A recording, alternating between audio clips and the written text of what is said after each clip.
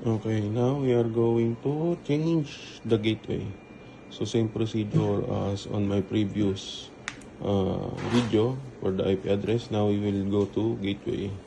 The same procedure, fprog, hold, then program means, then press X, then we'll go to 158. Then confirm. So it shows 192, it's correct.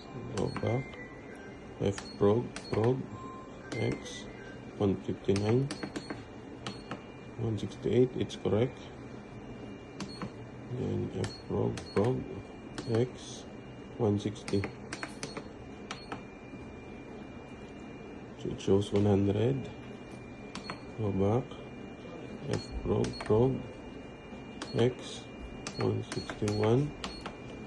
Now it's correct because we just changed the IP already, so it will follow the range that we set for the device. Okay, next video for subnet mask.